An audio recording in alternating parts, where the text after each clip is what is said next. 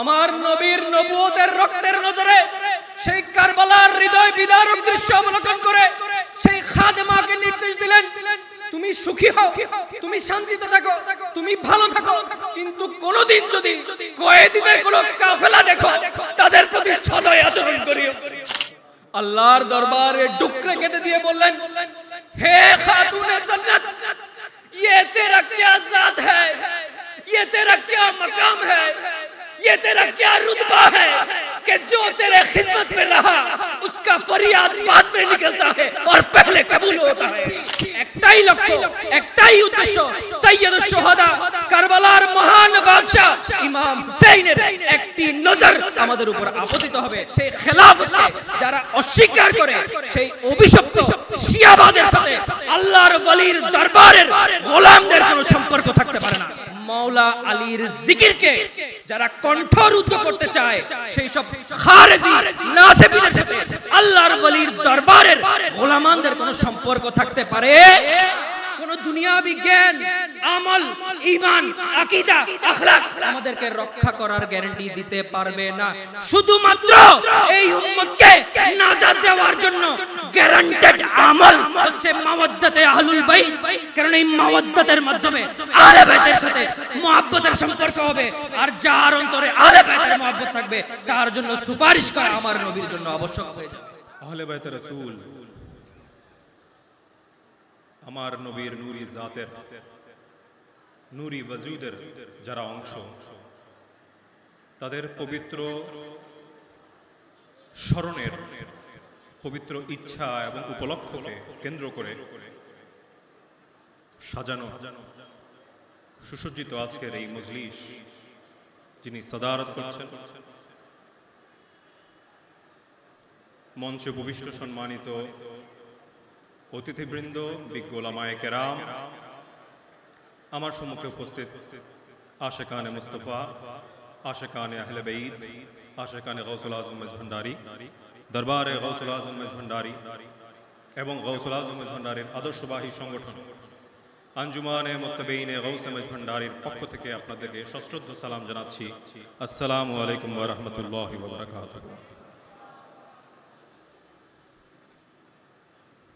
দরবারে গাউসুল আজম মেজভান্ডারীর কোনো অনুষ্ঠানে যখন আপনাদের সম্মুখে দাঁড়িয়ে কিছু বলার নির্দেশনা আসে, এই জায়গাটায় আমি নিজেকে বড় অসহায় অনুভব করি। কারণ যেই জাতে পাকের জিকিরের পবিত্র অভিলাষ নিয়ে এই মজলিস সুসজ্জিত, সেই পবিত্র জাতের মাকাম, মার্তবা, আজমত, রুতবা বলার মতো জ্ঞান, গুণ, গরিমা, শক্তি, সাহস, যোগ্যতা আমার আছে বলে আমি মনে করি না। তবে সেই পবিত্র জাতে পাকের রক্ত এবং রুহানি তাওয়াজ্জু যিনি আজ এই একবিংশ শতাব্দীতে উম্মতে মুস্তাফার কাছে নিয়ে এসেছেন, সেই গাউসুল আজম মেজভান্ডারীর গাউসিয়তের নজর যদি আমাদের উপর পড়ে, তবে আমাদের মাধ্যমে আহলে বাইতের খেদমতে কোনো কথা প্রকাশ করা সম্ভব। সেই বিশ্বাস নিয়ে, সেই পরিপূর্ণ ঈমান নিয়ে হুজুর গাউসুল আজম মেজভান্ডারীর একটুখানি নেগাহে করম পাওয়ার ফরিয়াদ নিয়ে আমি আপনাদের সম্মুখে দাঁড়িয়েছি। প্রিয় সুধী, আমাদের মাহফিলের দীর্ঘ সময় পেরিয়ে গেছে।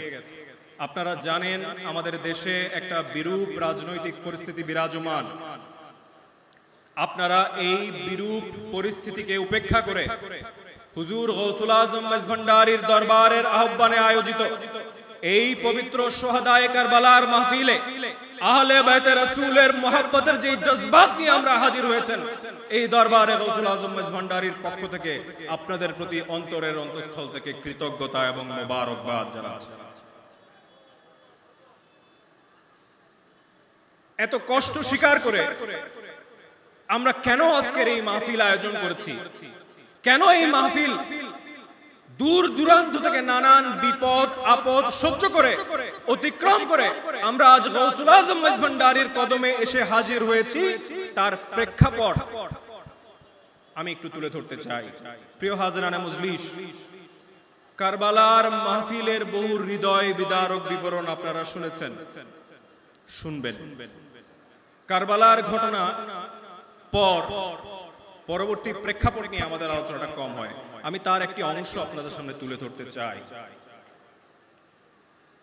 61 হিজরি কারবালার জমিনে যখন আমাদের প্যারা নবী হুজুরে নূর সাল্লাল্লাহু আলাইহি ওয়াসাল্লামের নবুয়তের বাগানের ফুল একটি একটি করে পদদলিত করা হলো, আমার নবীর ঘরানাকে উজাড় করা হলো, আমার নবী যেই শরীর মোবারকে মাথা থেকে পা পর্যন্ত চুমু খেতেন সেই শরীরের প্রতিটি ইঞ্চি ইঞ্চি ক্ষত বিক্ষত করা হলো।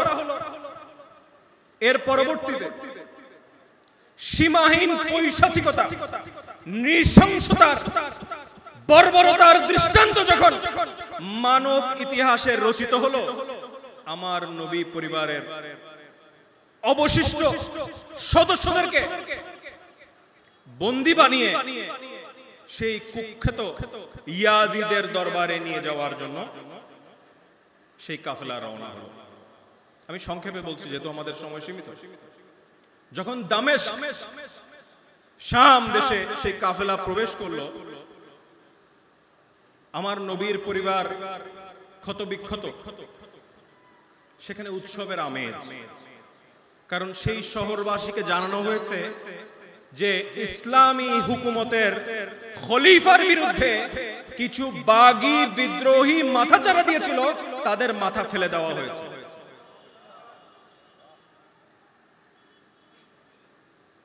সেই উপলক্ষকে কেন্দ্র করে দামেস্কে ঈদ ঈদ সাজ, সাজ সাজ রব, উৎসব উৎসব ভাব। যখন আমার নবীর পরিবারের পবিত্র সদস্যদেরকে হাতে জিঞ্জির পরিয়ে লাঞ্ছিত অবস্থায়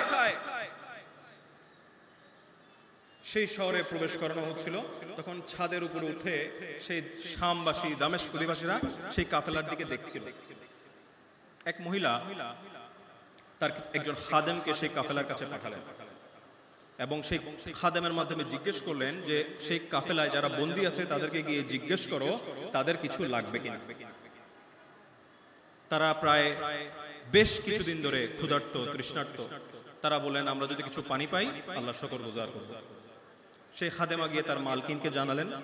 সেই মালকিন কিছু পানীয়, কিছু খেজুর এবং কিছু পরিধেয় কাপড় সেই খাদেমের মাধ্যমে সেই বন্দীদের কাছে পাঠালেন। বন্দীরা আল্লাহর শুকরগুজারি করে সেই পানি, সেই খেজুর গ্রহণ করলেন। সেই খাদেমানকে জিজ্ঞেস করলেন, আজকে সমস্ত পৃথিবী আমাদের এই অপমান, অসম্মান, আমাদের প্রতি এই জুলুমের তামাশাকে উদযাপন করছে, এই মহিয়সী মহিলা নারী কে, যিনি আজ এই প্রচন্ড দুঃসময়ে আল্লাহর নবীর পরিবারের সদস্যদের প্রতি সদয় হয়েছে। তারা সেই মহিলার সাথে সাক্ষাতের ইচ্ছা ব্যক্ত করলেন। সেই মহিলা তাদের সাথে সাক্ষাৎ করলেন। ইমাম হুসাইন রাদিয়াল্লাহু তাআলা আনহুর বোন জয়নব রাদিয়াল্লাহু তাআলা আনহা, তিনি সেই মহিলাকে জিজ্ঞেস করলেন, আজ সবাই আমাদের এই দুরবস্থাকে উদযাপন করছে, আপনি আমাদের প্রতি সদয় আচরণ করার কারণ কি? সে খাতুন, সেই মহিয়সী নারী জবাব দিলেন, আজ থেকে বহু বছর আগে যখন আমি তরুণী ছিলাম তখন আমি মদিনাতুল মুনাওয়ারা আম্মা জান সাইয়্যিদাতুন নিসা ফাতেমাতুজ জাহরা রাদিয়াল্লাহু তাআলা আনহার খাদেমা ছিলাম। যেদিন আমার নিকাহ ঠিক হয়, আমি দামেস্কে আসার প্রস্তুতি গ্রহণ করি, আমি আমার মালকিনের কাছে গেলাম, সালাম পেশ করলাম, আমাকে খেদমতের সুযোগ দেওয়ার জন্য কৃতজ্ঞতা জানালাম এবং আমার নবী তনয়ের কাছে ওনার একটা শেষ নসিহত তলব করলাম। আম্মা জান ফাতেমাতুজ জাহরা আমার নবীর নবুয়তের রক্তের নজরে সেই কারবালার হৃদয় বিদারক দৃশ্য অবলোকন করে সেই খাদেমাকে নির্দেশ দিলেন, তুমি সুখী হও, তুমি শান্তিতে থাকো, তুমি ভালো থাকো, কিন্তু কোনদিন যদি কয়েদিদের কোন কাফেলা দেখো তাদের প্রতি সদয় আচরণ করিও। সে খাতুন বললেন, এটা আমার আম্মা জানের নসিহত, আমার দুনিয়া এবং আখিরাতের জিম্মাদার যিনি বেহেশতের যুবতীদের সর্দার, সেই খাতুনের জান্নাতের নসিহত, বন্দীদের কোন কাফেলা যদি আমার নজরে আসে আমি যেন তাদের প্রতি সদয় আচরণ করি। হযরত জায়নব রাদিয়াল্লাহু তাআলা আনহা এই ঘটনা শুনে কেঁদে দিলেন। তিনি আল্লাহর দরবারে শুকরগুজারি করলেন এবং সেই মহিলার কাছ থেকে বললেন, সেই মহিলাকে বললেন, আপনাকে দেওয়ার মতো কোনো কিছু আজ এই দুনিয়াতে আমার নাই, কিন্তু আমি আমার এই রক্তে রঞ্জিত ক্ষত বিক্ষত এই ধুলোয় মাখা হাত তুলে আমি আল্লাহর দরবারে আপনার জন্য ফরিয়াদ করতে চাই, আপনার একটা আরজির কথা আমার কাছে পেশ করেন। সেই খাতুন বললেন, আমি যখন মদিনাতুল মুনাওয়ারায় ছিলাম, আমি যখন মা ফাতেমাতুজ জাহরা রাদিয়াল্লাহু তাআলা আনহার খেদমতে ছিলাম, আমার কোলে ইমাম হাসান মুজতবা লালিত পালিত হয়েছে, আমার কোলে ইমাম হুসেন খেলেছেন, তাদের বোন ছোট্ট কোমলমতি শিশু জয়নব আমার কোলে লালিত পালিত হয়েছে। দামেস্কে আসার পর আমার আম্মা জানের জিয়ারত আমার নসিব হয় নাই। শুনেছি ইমাম হাসান মুজতবা শাহাদাত বরণ করেছেন। আমার জীবনের শেষ ফরিয়াদ, আমার এই চোখ বন্ধ করার আগে আল্লাহ জাল্লা শানুহু জীবনে একবার হলেও যেন ইমাম হুসাইনের জিয়ারত করায় আর জয়নবের জিয়ারত করায়।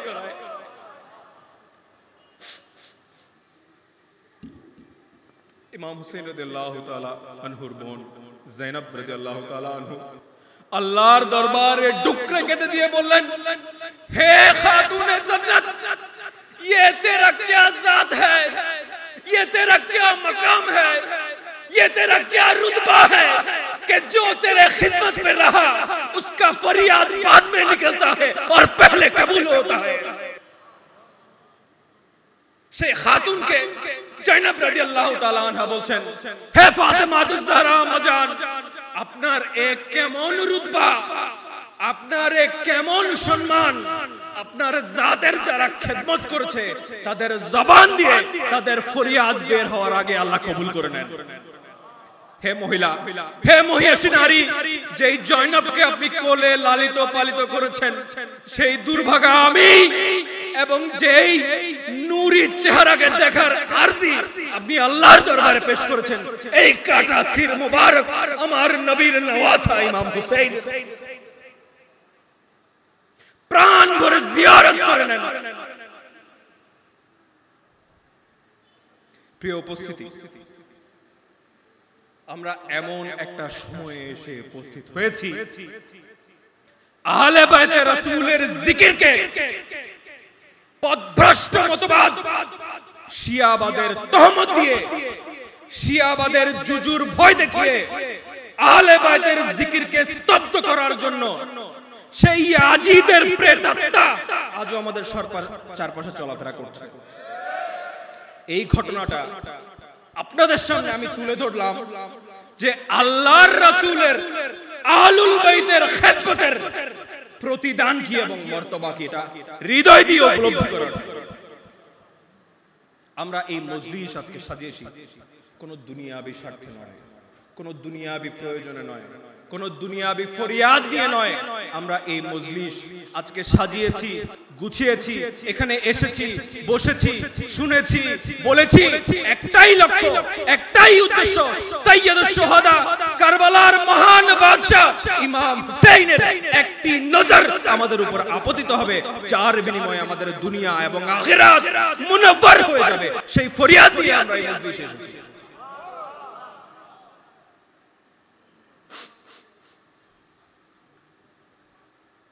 আমি এই বিষয়টা প্রচন্ডভাবে উপলব্ধি করি এবং দায়িত্ব নিয়ে বলছি, আহলে বাইতে রাসূলের হক যেভাবে মুসলিম উম্মাহ হিসেবে আমাদের আদায় করা উচিত ছিল, আমরা সেই জায়গায় সেই আমানতের প্রচন্ড রকমের খিয়ানত করেছি। আজ যদি একটু অন্তরের চোখ খুলে দেখেন, আল্লাহর প্রকৃত সুফির মার্কাজ ছাড়া, আল্লাহর প্রকৃত ওলির দরবার ছাড়া, আল্লাহর নবীর নিসবত ধন্য নায়েবে মুস্তাফার বারগাহ ছাড়া আহলে বায়তের হক আদায়, আহলে বায়তের প্রকৃত তাজিম, আহলে বায়তের তাজকিরা এর দুনিয়ার কোথাও নাই। আমরা আমার নবীর সেই হক আদায় করার পবিত্র অভিলাষ নিয়ে আজকে এই মজলিসে উপস্থিত হয়েছি। আল্লাহ যেন আমাদের এই পবিত্র ফরিয়াদকে কবুল করে নেন। প্রিয় হাজিরানে মজলিস, আমাদের মজলিসের বিজ্ঞ ওলামায়ে কেরাম এসেছেন, গুরুত্বপূর্ণ আলোচনা করেছেন, আরো গুরুত্বপূর্ণ আলোচনা ইনশাআল্লাহ ভবিষ্যতে হবে। তবে এই আহলে বাইতে রাসূলের প্রেমের বিভরতার জগতে প্রবেশ করার আগে আমাদেরকে দুটো ভ্যাকসিন দিতে হবে। সেই ভ্যাকসিনটা কি সেটা বোঝার জন্য আমরা হুজুর পাক সাল্লাল্লাহু আলাইহি ওয়াসাল্লামের একটা হাদিস কোট করতে চাই। হুজুর পাক সাল্লাল্লাহু আলাইহি ওয়াসাল্লাম বলেছেন, হে আলী, তোমার উপমা ঈসা রুহুল্লাহর ন্যায়। ঈসা রুহুল্লাহকে কেন্দ্র করে দুটি দল পথভ্রষ্ট হয়েছিল। একটি দল তাকে পরিত্যাগ করে পথভ্রষ্ট হয়েছিল, আর একটি দল ঈসা রুহুল্লাহর প্রতি অতিরিক্ত প্রেমের দাবিতে পথভ্রষ্ট হয়েছিল। তুমি আলী, তোমার উপমাও সেই ঈসা রুহুল্লাহর ন্যায়। তোমাকেও কেন্দ্র করে দুটি দল সৃষ্টি হবে, পথভ্রষ্ট দল। এক দল তোমাকে পরিত্যাগ করবে, এরা খাওয়ারিজ, এরা খারিজি, এবং আরেকটি দল তোমাকে অতিরিক্ত ভালোবাসার দাবি করে তোমাকে ওভারটেক করে চলে যাবে, তারা রাফেজ। এই দুইটা দল এর মধ্যে আমরা যেন অন্তর্ভুক্ত হয়ে না যাই, এই জন্য আমাদেরকে কিছু ভ্যাকসিন দেওয়ার দরকার আছে। আমরা আহলে বাইত রাসূলের এবং শুহাদায়ে কারবালার মাহফিলের কিছু বিষয় নিয়ে আলোচনা করব। আহলে সুন্নাত ওয়াল জামাত, আমাদের সমাজে এই শব্দটা বেশ প্রচলিত, কিন্তু এর হাকিকাত, এর প্রকৃত উসুল এবং আদর্শ আমরা উম্মতে মুস্তাফার কতজন ধারণ করি সেটা বেশ প্রশ্ন সাপেক্ষ। আমার নবী এলান করেছেন আমার উম্মত ৭৩ ফিরকায় বিভক্ত হবেন, করেছেন কিনা? ৭২ দল পথভ্রষ্ট, বলেছেন কিনা? একটি দল নাজি, নাজাত প্রাপ্ত, বলেছেন কিনা? সেই দল কারা? আমি মুস্তাফা এবং আমার সাহাবীর দল। কার দল? আমার নবীর এবং তার সাহাবী, যে কাফেলার মধ্যে আছেন, যেই মকামের মধ্যে আছেন, যেই আবহের মধ্যে আছেন, যেই আজমতের উপর আছেন, যেই উসুলের উপর আছেন, যেই ইনসাফের উপর আছেন, সেই উসুল এবং ইনসাফের নাম আহলে সুন্নাত ওয়াল জামাত। তাই আহলে সুন্নাত ওয়াল জামাতের ডেফিনিশন আমরা কোন মৌলবীর কাছ থেকে গ্রহণ করব না। আমরা আহলে সুন্নাত ওয়াল জামাতের ডেফিনিশন বারগাহে নবুয়ত এবং সাহাবীয়ে রাসূলের কাছ থেকে গ্রহণ করব। আপনারা একমত আছেন? আহলে সুন্নাত ওয়াল জামাতের আকীদা নিয়ে ক্যাটাগরিক্যাল আলোচনা, তথ্য সমৃদ্ধ, রেফারেন্স সমৃদ্ধ আলোচনা, এটা উলামায়ে কেরামের কাজ। আমি একজন সাধারণ বাংলা শিক্ষিত মুসলিম, আমি আমার উপলব্ধির জায়গা থেকে কিছু কথা বলবো। হযরত মাওলা আলী কারামাল্লাহু ওয়াজহুল কারীম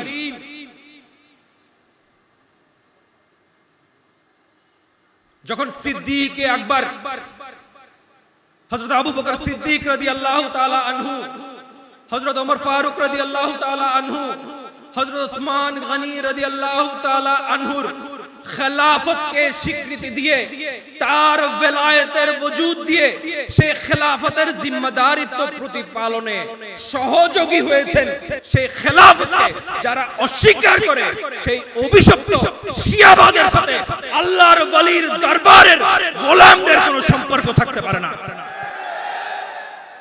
মাওলা আলীর বিরুদ্ধাচারণকে যারা নিজেদের ধর্ম বানিয়ে মাওলা আলীর জিকিরকে যারা কণ্ঠরুদ্ধ করতে চায়, সেই সব খারেজি নাসিবীদের সাথে আল্লাহর ওলির দরবারের গোলামদের কোনো সম্পর্ক থাকতে পারে?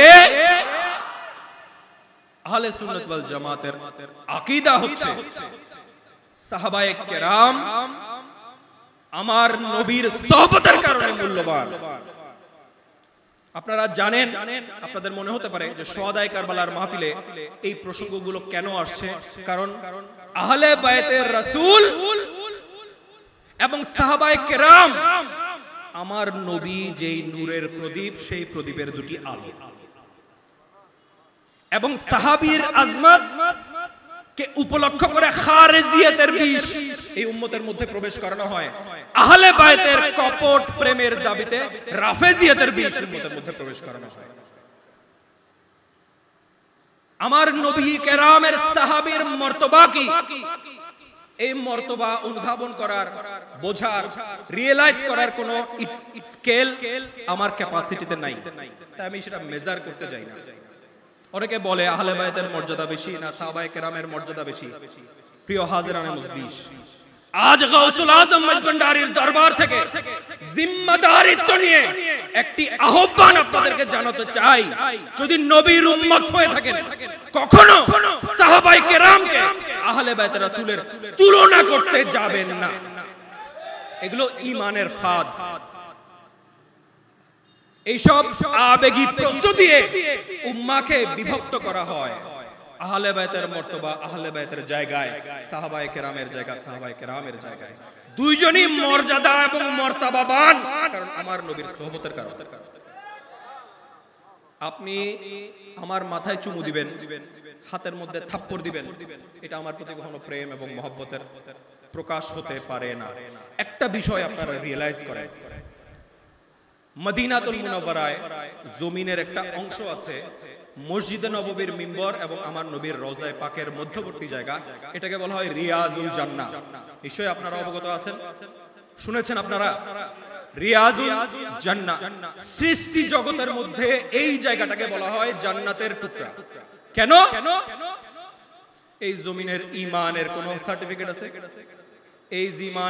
এই জমিনের আমলের কোন নজির আছে এই জমিনের কোন আখলাক আছে এই জমিনের কোন কাজ আছে এই জমিনের কোন সওয়াব আছে এই জমিনের কোন মহৎ কর্মকাণ্ড আছে আছে এই জমিন আমার নবী যেই জমিনের উপর দিয়ে প্রতিদিন হেঁটে মসজিদে যেতেন যেই জমিনের উপর দিয়ে হেঁটে তার গৃহে আসতেন শুধুমাত্র আমার নবীর কদম মোবারকের সোহবতের কারণে আল্লাহ যুল জালাল সেই জমিনের টুকরাকে জান্নাতের হিস্সা বানিয়ে দিয়েছে এটা হচ্ছে সোহবতের মর্তবা কিসের মর্তবা সোহবতের মর্তবা একটা ফুল গাছ যখন থাকে এর নিচের জমিনটাকে নিয়ে কখনো শুকে দেখবেন সেই জমিনের থেকে ফুলের খুশবু আসে যদিও সেটা ফুল না সেখানে গাছের কোনো গুণাবলী নেই কিন্তু ফুলের খুশবু পাবেন এটা হচ্ছে সোহবতের মাকাম ও মারতাবা এখন চিন্তা করেন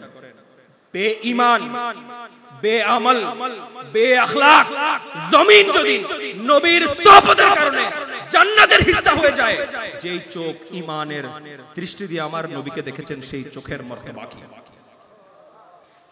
যেই হাত আমার নবীর পবিত্র দস্ত মোবারকের সাথে মুসাফা করেছে সেই হাত মোবারকের মর্তবা কি যেই ঠোঁট আমার নবীর কদমকে চুম্বন করেছে সেই ঠোঁটের মকাম এবং মর্তবা কি চিন্তা করবেন এইজন্য আমার নবীর সাহাবিয়াতের দাওরায় সেটা আহলে বাইত হোক সেটা উম্মুল মুমিনিন হোক সেটা সাহাবায়ে কেরাম হোক খুলাফায়ে রাশিদিন হোক আশরায়ে মুবাশশারা হোক অথবা যে কোনো সাহাবী হোক আপনি কোন একটা ভুল করছেন অপরাধ করছেন খারাপ কাজ করছেন আমি যদি বিচার করার ক্ষমতা থাকে আমি সেটা সম্পর্কে আপনাকে জাজমেন্ট দিতে পারবো কারণ সেটা আমার এখতিয়ারের মধ্যে যদি হয় কথাটা পয়েন্টটা খুব ভালো করে বুঝবেন আমার এখতিয়ারের মধ্যে যেটা আছে এখন ঢাকা শহরে যদি কোনো বাসায় চুরি হয় ডাকাতি হয় ফটিকছড়ি থানার এসআই কিছু করতে পারবে ওনার এখতিয়ারের মধ্যে নাই যদিও সেটা অন্যায়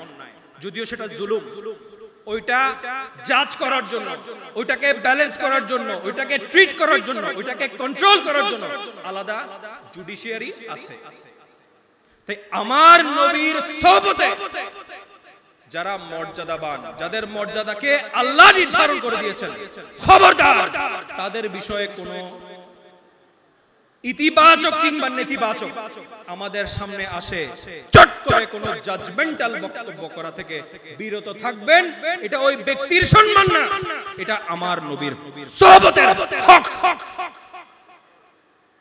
আমি বুঝতে পারছি আপনাদেরকে কথাটা, সময় বেশি নাই, সেদিকে আসলে বেশি যাওয়ার সুযোগ নাই। তাহলে আমি গোলাম, আমার মুরব্বিকেও ওনার বন্ধু মহলে বসে কি করতেছে এটা নিয়ে যদি আমি কমেন্ট করার এখতিয়ার না থাকে, আমি কে? হুজুরে পুরুষ সাল্লাল্লাহু আলাইহি ওয়াসাল্লামের বারগাহের যারা অংশীদার ছিলেন তাদের কোনো কাজ নিয়ে মন্তব্য করা আছে আমার এখতিয়ার? আমাদের এখতিয়ার থাকা উচিত। এটা আদবের মোকাম। মা আয়েশা সিদ্দিকা রাদিয়াল্লাহু তাআলা আনহা, মাওলা আলীর সাথে যুদ্ধ হয় নাই? হয়েছে কিনা বলেন? মা আয়েশা সিদ্দিকা রাদিয়াল্লাহু তাআলা আনহা কে? আমার নবীর সওজা। এই সমস্ত মুসলিম এবং মুমিনদের আম্মা জান। এটার প্রেক্ষাপট আছে, এটার ক্রম পরিবর্তিত আছে, সেদিকে আমি যাচ্ছি না। এখন আপনার আবেগকে কাজে লাগিয়ে এই বিষয়গুলোকে আপনাদের সামনে এনে, আমাদের তো এমনি পড়াশোনা নাই, আমাদের কোনো কিছু একটু গভীরে গিয়ে জানার প্রচেষ্টা নাই, ইচ্ছা নাই, তৃষ্ণা নাই। আমরা কোনো একটা বিষয় পেলে আবেগ উত্তেজিত হয়ে আমরা সেটাতে মন্তব্য করে একটা ফ্যাসাদ লাগানোতে আমরা পারদর্শী। এই জন্য প্রিয় হাজিরানে মজলিস, আজ দরবারে গাউসুল আজম মাইজভান্ডারীর পক্ষ থেকে এই পবিত্র শহদায়ে কারবালার মাহফিল থেকে আপনাদের প্রতি আহ্বান জানাচ্ছি, আল্লাহর নবীর সোহবতের তাজিম রক্ষা করতে হবে। যদি আল্লাহর নবীর সোহবতের এরিনার মধ্যে কোনো অন্যায় হয়ে থাকে, কোনো ভুল হয়ে থাকে, সেটা বিচার করার এখতিয়ার আমার নাই, আমাদের নবীর আছে। একটা ছোট্ট ঘটনা দিয়ে এই বিষয়টা আমি শেষ করব। আম্মা জান আয়েশা সিদ্দিকা রাদিয়াল্লাহু তাআলা আনহা হুজুর পুরুষ সাল্লাল্লাহু আলাইহি ওয়াসাল্লামের সাথে যে কোনো একটা বিষয় নিয়ে বাদানুবাদ হলো, যে কোনো একটা বিষয় নিয়ে, হয় না স্বামী স্ত্রীর মধ্যে। আবু বকর সিদ্দিক রাদিয়াল্লাহু তাআলা আনহু দেখতে পেলেন, শুনতে পেলেন ঘটনা, তিনি সহ্য করতে পারলেন না, তিনি ঠাস করে ঢুকে গেলেন হুজুর সাল্লাল্লাহু আলাইহি ওয়াসাল্লামের অন্দরমহলে, গিয়ে মা আয়েশা সিদ্দিকা রাদিয়াল্লাহু তাআলা আনহাকে প্রহার করতে উদ্যত হলেন। তোমার এত বড় সাহস, তুমি নবী কায়নাতের সাথে তর্ক করছো। খুব ভালো করে বুঝেন, সিদ্দিক আকবরের মাধ্যমে আমার নবী আমাদেরকে কি শিখাচ্ছেন? তাজিমে বারগাহে নবুয়ত শিখাচ্ছেন। ঠাস করে তিনি সিদ্দিক আকবরের খপ করে হাত ধরে ফেললেন এবং বললেন, আবু বকর খবরদার, এটা আমার আর আয়েশার বিষয়, এখানে ইন্টারফেয়ার করিও। যেই জায়গায় আফজালুন নাস বাদাল আম্বিয়া, খলিফাতুর রাসূল সিদ্দিকে মুস্তাফা সিদ্দিক আকবর রাদিয়াল্লাহু তাআলা আনহুর ইখতিয়ারকে আল্লাহর রাসূল রহিত করে দিয়েছেন, সেখানে আমার আপনার কোনো ইখতিয়ার থাকা উচিত না। খবরদার, আমার নবীর সোহবতের জায়গা, সাহাবিয়তের জায়গা, এটা আদবের মকাম। এটা ওই ব্যক্তির প্রতি আদব না, এটা আমার নবীর সোহবতের প্রতি আদব। এক নম্বর ভ্যাকসিন। দুই নম্বর ভ্যাকসিন, এটা বলে দিয়েছি, কখনো সাহাবায়ে কেরাম এবং আহলে বাইত রাসূলকে তুলনা করতে যাবেন না। আল্লাহ রাসূল কোনোদিন বলে নাই যে আলী থেকে সিদ্দিক আকবর আফজাল বা আবু বকর সিদ্দিক থেকে আলী আফজাল। কখনো বলছে? কোন আলেম, কোন ফকিহ, কোন মুফতি, কোন মুহাদ্দিস, কোন মুফাসসির, কোন নজির দেখাতে পারবে যে আমার নবী সিদ্দিকের সাথে মাওলা আলীর তুলনা করেছেন? সিদ্দিকিয়াতের মাকাম থেকে হযরত আবু বকর সিদ্দিককে আফজালিয়ত দিয়েছেন, সেটা আমার নবী দিয়েছেন। ওয়ালায়াতের মাকাম থেকে আলীকে আফজালিয়ত দিয়েছেন, সেটা আমার নবী দিয়েছেন, এটা আমার নবীর ইখতিয়ার। খবরদার, কখনো এইসব ট্র্যাপে পা দেবেন না। সাহাবিয়ে রাসূল এবং আহলে বাইতে রাসূলের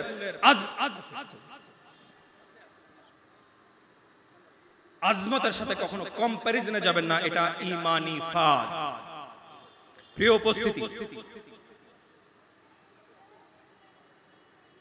আমি একটা ছোট্ট ইনফরমেশন দিয়ে আমার বক্তব্যটার ভিতরে ঢুকবো। কারবালার জমিনে একটু আগে আমাদের পূর্ববর্তী বক্তা বলে গেছেন, মাওলা আলীর 6 জন সন্তান শাহাদাত বরণ করেছেন ইমাম হুসাইন রাদিয়াল্লাহু তাআলা আনহুর কাফেলায় থেকে।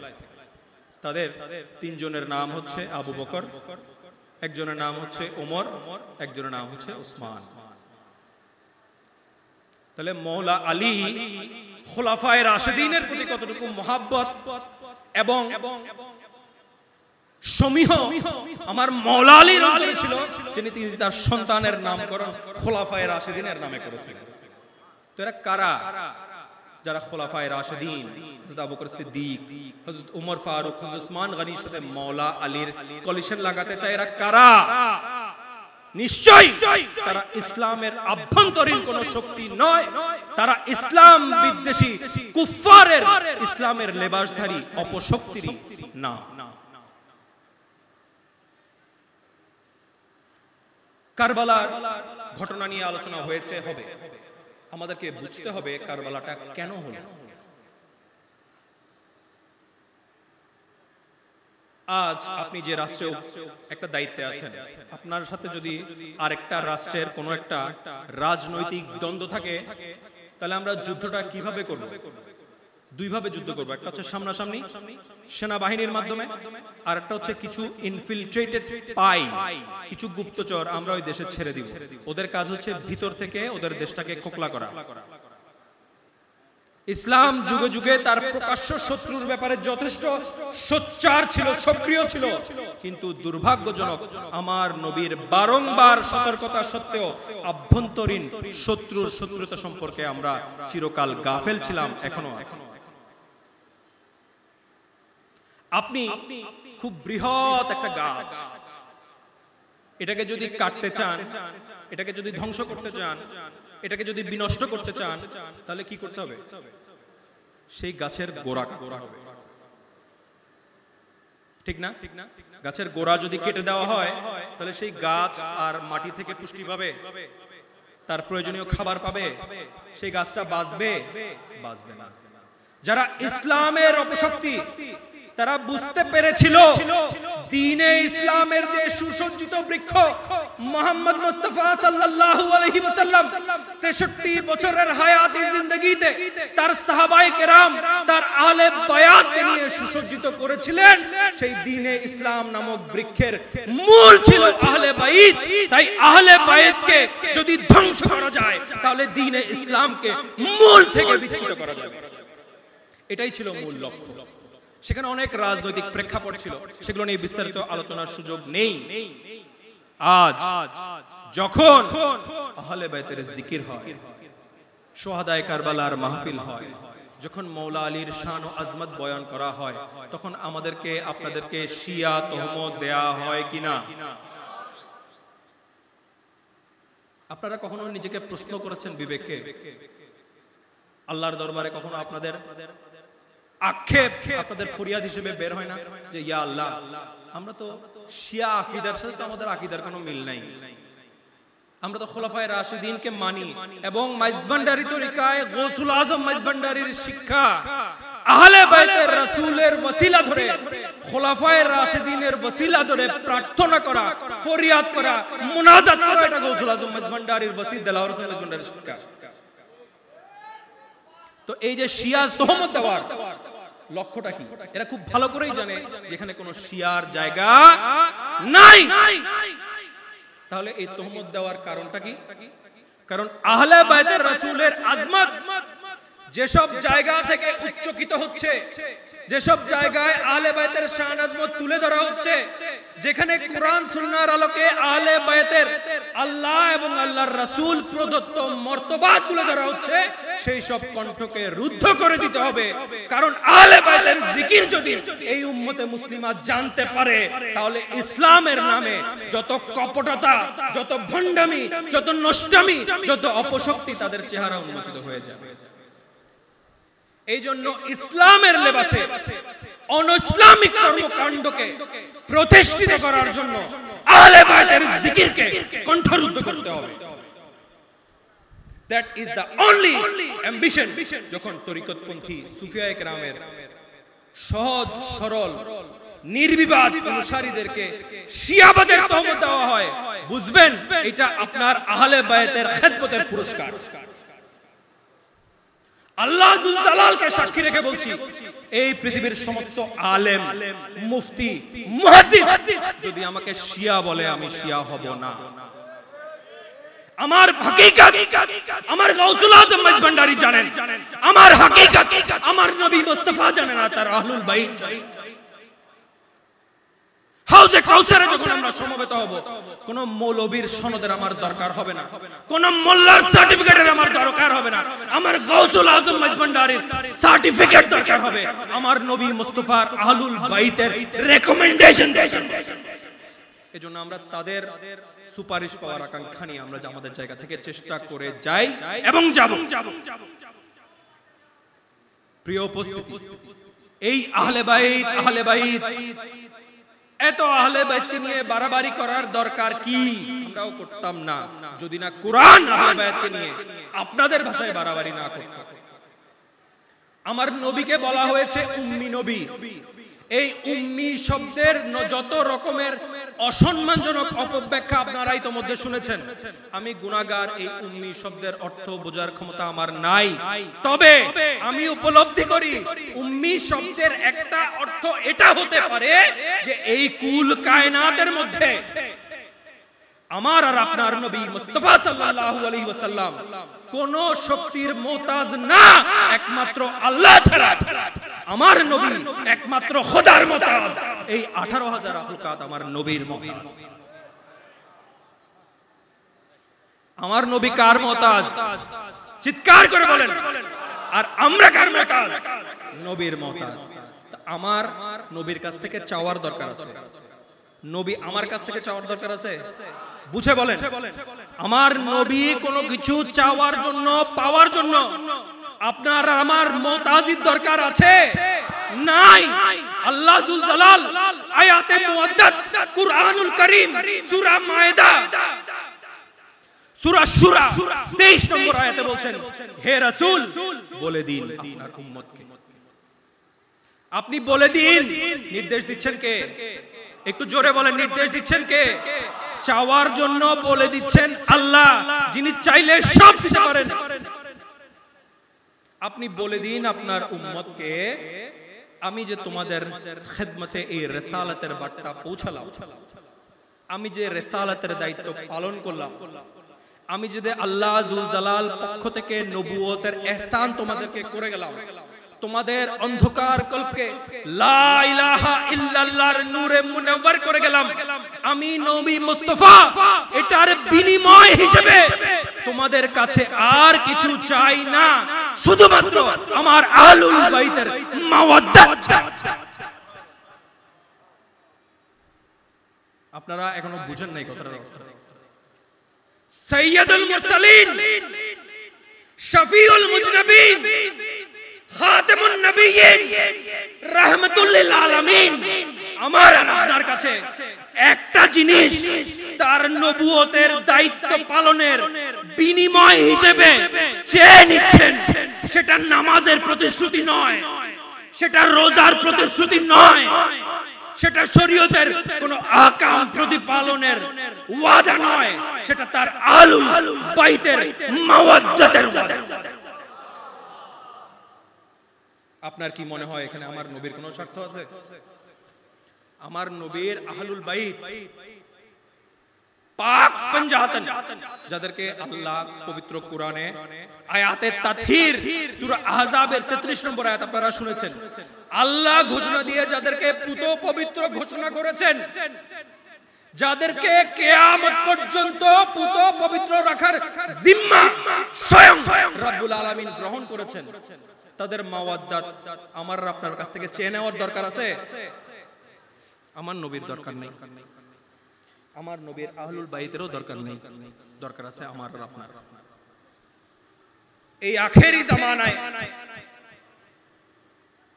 ইয়াজিদের কাফেলায় নামাজ ছিল না? বলেন, ইয়াজিদের কাফেলায় নামাজ ছিল না? আজান ছিল না? কলেমা ছিল না? কোরআন ছিল না?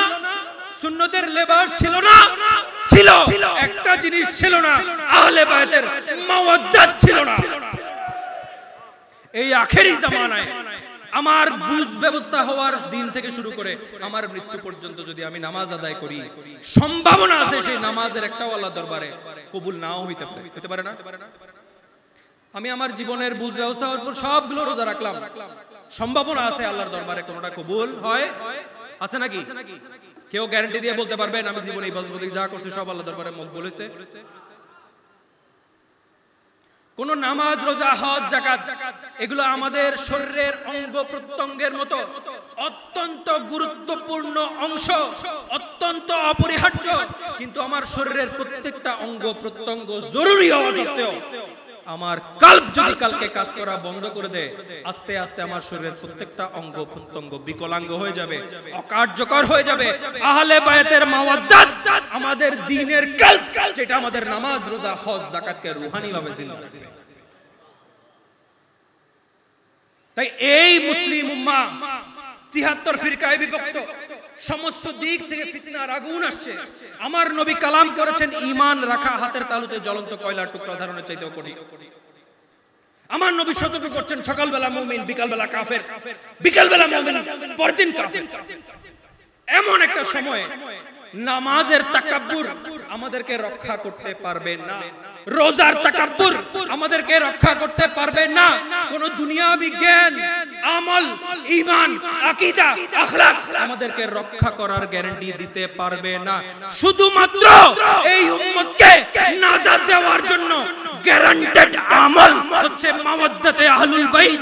কারণ এই মাওয়াদ্দাতের মাধ্যমে আহলে বাইতের সাথে মুহাব্বতের সম্পর্ক হবে, আর যার অন্তরে আহলে বাইতের মুহাব্বত থাকবে তার জন্য সুপারিশ করা আমার নবীর জন্য আবশ্যক হয়ে যাবে।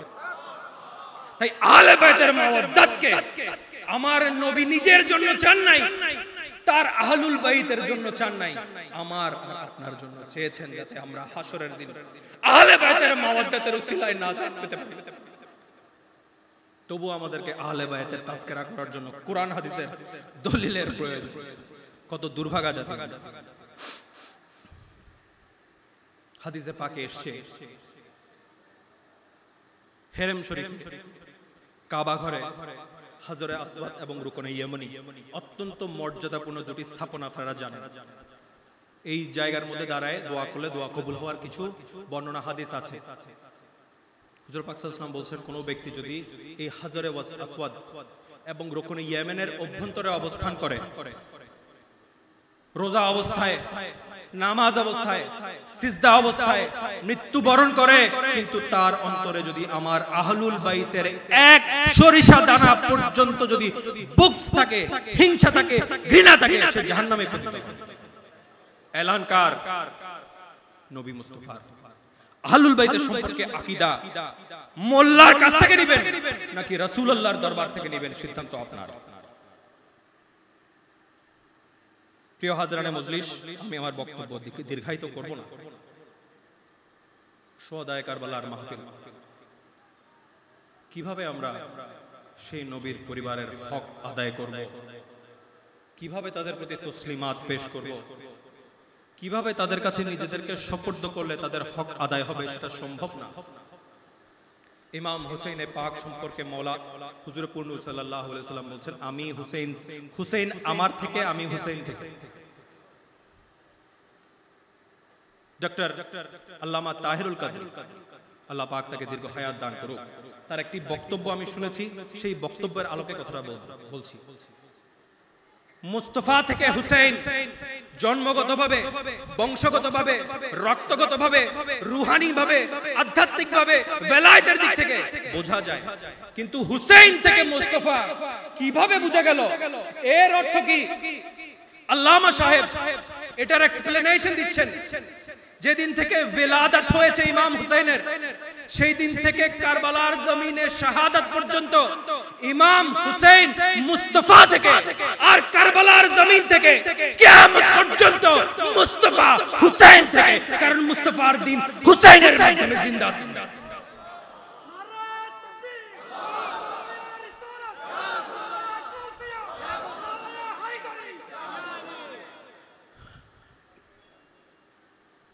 ইমাম আলী মাকাম হুজুরে পূর্ণ সাল্লাল্লাহু আলাইহি ওয়াসাল্লাম একে একে তার পরিবারের প্রতিটি সদস্য তার চোখের সামনে পৃথিবীর ইতিহাসের বর্বরতম পন্থায়, নৃশংসতম পন্থায় শাহাদাতের সুধা পান করলেন। আমার ইমাম বুকে পাথর রেখে একটা মুহূর্তের জন্য অসহিষ্ণু হননি, তার চোখ দিয়ে কষ্ট, দুঃখ, অশ্রু হয়ে বের হচ্ছে, একবারও তিনি আল্লাহর প্রতি অসন্তুষ্টি প্রকাশ করেন নাই। যখন আমাদের আকা দুনিয়া এবং আখেরাতে যার জিম্মাদারিতে আমরা থাকতে চাই, আশ্রয় চাই, মা ফাতেমাতুজ জাহরা রাদিয়াল্লাহু তাআলা আনহুর নয়নের পুতুলি, কলিজার টুকরা, মাওলা আলীর রক্ত মাংসের হিস্সা আমার নবীর নওয়াসার শরীরে যখন 33টা বর্ষা বিদ্ধ হলো, 40টা তরবারির আঘাতে আমার আকার শরীর যখন ক্ষতবিক্ষত, 131টা তীরে এই নুরানি বদনখানি যখন বিদ্ধ, পাপিষ্ঠ জাহান্নামী সীমার যখন আমাদের মাওলা, আমাদের ইমাম আলী মাকাম নওয়াসায়ে মুস্তাফা ইমাম হুসাইন রাদিয়াল্লাহু তাআলা আনহু আলাইহিস সালামের গর্দানের মধ্যে ছুরি চালাচ্ছিল, আমার ইমাম হোসেন একটিবারের জন্য তাদেরকে অভিশাপ দেন নাই, তাদেরকে ভর্ৎসনা করেন নাই, তাদেরকে বদদুয়া করেন নাই। তিনি বলছেন, ইয়া বারে ইলাহি, তোমার সন্তুষ্টির জন্য আমার নবী পরিবারের প্রতিটি সদস্যকে রক্ত দিয়ে, শরীর দিয়ে উৎসর্গ করলাম। আমার নাবালেগ নিষ্পাপ শিশু আলী আসগর পিপাসার্ত অবস্থায় তোমার বারগাহে সুপর্দ করলাম। এখন আমাকে কতল করার জন্য উদ্যত হচ্ছে। আমার পরিবারের নারী সদস্যদের সম্ভ্রমের কি হবে আমি জানি না, তবুও আমি এই অবস্থায় তোমার উপর রাজি আছি। মাওলা, আমি হুসাইন নওয়াসায়ে মুস্তাফা তোমার উপর রাজি আছি। যদি তুমি আমার উপর রাজি থাকো, এই রোজাইর উসিলায় আমার নানা জানের গুনাহগার উম্মতকে ক্ষমা করে দাও।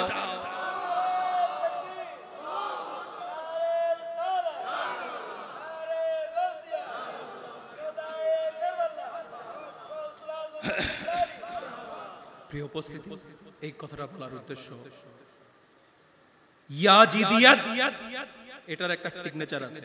এটা ঐতিহাসিক আলোচনায় আমরা যাব না, কারণ আলোচনা লম্বা হয়ে যাবে। বদরের ময়দানে আমার নবীর চাচা, প্রাণ প্রিয় চাচা আমির হামজা রাদিয়াল্লাহু তাআলা আনহুকে শরীর বিকৃত করে তার কলিজা চিবিয়ে খাওয়া হয়েছে। সিফিনের ময়দানে আম্মার বিন ইয়াসার, মুসলমানদের প্রথম শহীদ হযরত সুমাইয়া এবং ইয়াসার সন্তান, যাকে আমার নবী নিজের বেটা বলে সম্বোধন করতেন, তাকে কতল করে তার শিরচ্ছেদ করা হয়েছিল। কারবালার জমিনেও সেই পৈশাচিকতার দৃষ্টান্ত আমরা অবলোকন করেছি। কিন্তু প্রিয় হাজিরানে মজলিস, আমরা ইয়াজিদি না, আমরা হুসাইনি। আমরা ইয়াজিদি নই, আমরা হুসাইনি। আমরা নবীর উম্মতের মঙ্গল কামনা করা আমাদের আকার সবক, শিক্ষা। আর আহলে বাইত রাসূলের জিকির যারা করবে, আহলে বাইতের তাজিম যারা করবে, আহলে বাইতের বন্দনা যারা করবে, তাদেরকে ইমাম হুসাইনের মতো প্রতিটা মুহূর্ত, জীবনের প্রতিটা দিন কারবালার মধ্যে দিয়ে যেতে হবে। বলেন আলহামদুলিল্লাহ। আল্লাহ আমাদের জীবনের প্রতিটি মুহূর্তকে কারবালা হিসেবে কবুল করুক এবং আমাদের প্রথম নিঃশ্বাস থেকে শেষ নিঃশ্বাস পর্যন্ত হুসাইনিয়াতের উপর কায়েম এবং দায়েম থেকে আমাদের ইহকাল এবং পরকালে আহলুল বাইতের নিসবতে আশ্রয় গ্রহণের সৌভাগ্য আতা করুন। আব্বাজান একটা নসিহত করেছেন, এই কথাটা বলে আমি আমার বক্তব্য শেষ করব। হুজুর গৌসুল আজম মাইজভান্ডারীর দরবারে যখন আমরা আসব, হুজুর গৌসুল আজম মাইজভান্ডারীর রওজা শরীফের একটু উপরের দিকে সবাই তাকান, দেখতে পাবেন 5টা খোলা কোরআন। কয়টা খোলা কোরআন? 5টা খোলা কোরআন। নবী মুহাম্মদ মুস্তাফা সাল্লাল্লাহু আলাইহি ওয়াসাল্লাম, হযরত আলী মারতুজা আলাইহিস সালাম, খাতুনে জান্নাত মা ফাতেমাতুজ জাহরা রাদিয়াল্লাহু তাআলা আনহা, ইমামে পাক হাসান মুজতবা, ইমামে পাক হুসাইন রাদিয়াল্লাহু তাআলা আনহু, এই পাক পাঞ্জাতনের আজমতকে মাথার উপর ধারণ করে গাউসুল আজম মাইজভান্ডারী এই জমিনে শুয়ে আছেন। আহলে বায়াতের জিকির যেই দিন এই জমিন থেকে বন্ধ হয়ে যাবে, সেদিন গাউসুল আজম মাইজভান্ডারীর নিসবত আমাদের সাথে ছিন্ন হয়ে যাবে।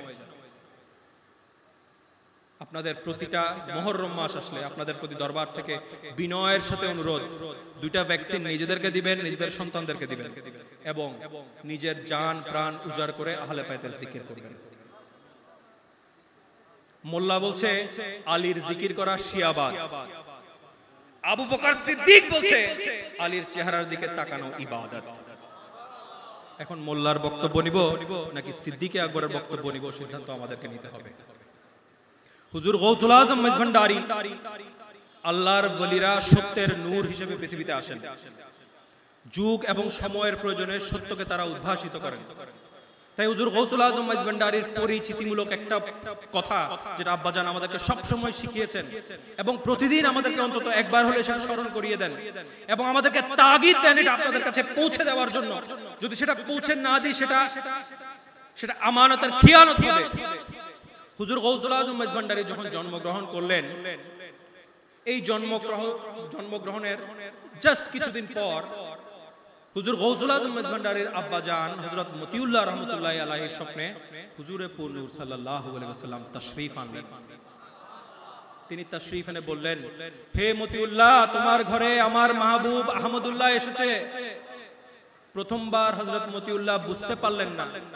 দ্বিতীয়বার আমার নবী ভেঙে বললেন, হে মতিউল্লাহ, তোমার ঘরে আমার মাহবুব এসেছে, তার নাম আমি আমার আদি নাম আহমদের সাথে আল্লাহর জাতি নাম আল্লাহ যুক্ত করে আহমদুল্লাহ রাখলাম। তাহলে গৌসুল আজম মজভান্ডারীর নামকরণ করেছেন হুজুরে পুর নূর সাল্লাল্লাহু আলাইহি ওয়াসাল্লাম। এই আহমদুল্লাহ নামকরণের প্রেক্ষিতে তার বেলায়েতের জিম্মাদারিত্ব সম্পর্কে আমরা একটা ধারণা পাই। আপনারা জানেন যে হুজুর নূর সাল্লাল্লাহু আলাইহি ওয়াসাল্লামের দুইটা নাম, মুহাম্মদ এবং আহমদ। কয়টা নাম? অসংখ্য সিফাত। এমন কোন সিফাত এই জমিনে নাই যেটা আমার আল্লাহ আমাদের নবীকে দেন নাই। এমন কোন বদগুণ এই জমিনে নাই যেটা আমার নবীকে আল্লাহ দিয়েছেন। কিন্তু তার খাসম খাস দুইটা নাম হচ্ছে মুহাম্মদ এবং আহমদ। মুহাম্মদ হচ্ছে প্রশংসিত জাতের খেলা, সে আলোচনায় যাব না। আহমদ হচ্ছে প্রশংসাকারীর জিম্মাদারিত্ব। তাই হুজুরে পুর নূর সাল্লাল্লাহু আলাইহি ওয়াসাল্লাম আল্লাহ যুল জালালের পক্ষ থেকে মুহাম্মদ সর্বোচ্চ প্রশংসিত, আর সৃষ্টির পক্ষ থেকে আহমদ আল্লাহর সর্বশ্রেষ্ঠ প্রশংসাকারী। আমার নবী এই আহমদ নাম হযরত গৌসুল আজম মজভান্ডারীকে অর্পণ করে তাকে এক বেশুমার জিম্মাদারিত্ব অর্পণ করলেন। আল্লাহর প্রশংসা গীতি করার আহমদুল্লাহ নামকরণ করে তার আহমদ নামের জিম্মাদারিত্ব গৌসুল আজম মজভান্ডারীকে অর্পণ করলেন, যার প্রেক্ষিতে হুজুর গৌসুল আজম মজভান্ডারী এলান করেছেন হাসরের ময়দানে, আমি সৈয়দ আহমদুল্লাহ লেবায়ে হামদের পতাকা নিয়ে সর্বপ্রথম এলান করব লা ইলাহা ইল্লাল্লাহ। কারণ এটা নবীবর মুহাম্মদ মুস্তাফার পক্ষ থেকে অর্পিত জিম্মাদারিত্ব। লা ইলাহা ইল্লাল্লাহ উম্মতে মুস্তাফার পক্ষ থেকে নায়েবে মুস্তাফা ইমামুল আউলিয়া হুজুর গৌসুল আজম মজভান্ডারী এলান করবেন তার সমস্ত অনুসারীদেরকে নিয়ে। আর আমার নবীকে মুকামে মাহমুদের আসনে আসীন করে আল্লাহ যুল জালাল তার ফেরেশতার রাজিদেরকে নিয়ে বলবেন মুহাম্মাদুর রাসূলুল্লাহ, এবং কালেমার পরিপূর্ণতা প্রাপ্তির সেই অবস্থান এবং মুকামকে বলা হচ্ছে মুকামে মাহমুদা। হুজুর গৌসুল আজম মজভান্ডারী সেদিন লেবায়ে হামদের পতাকা নিয়ে সেই মুকামে মাহমুদার দৃশ্য অবলোকন করার জন্য লা ইলাহা ইল্লাল্লাহর জিকির নিয়ে হাজির থাকবেন। আমরা ফরিয়াদ করি আজকে এই মজলিস থেকে হুজুর পুর নূর সাল্লাল্লাহু আলাইহি ওয়াসাল্লামের আহলে বাইতের খিদমতের ওসিলায়, গোলামির ওসিলায়, প্রেমের ওসিলায়, মাওয়াদ্দাতের ওসিলায় শেষ হাসরের দিন হুজুর গৌসুল আজম মজভান্ডারীর লেবায়ে হামদের নিচে আমাদের এবং আমাদের পরিবার স্বজনের যেন আশ্রয় হয়।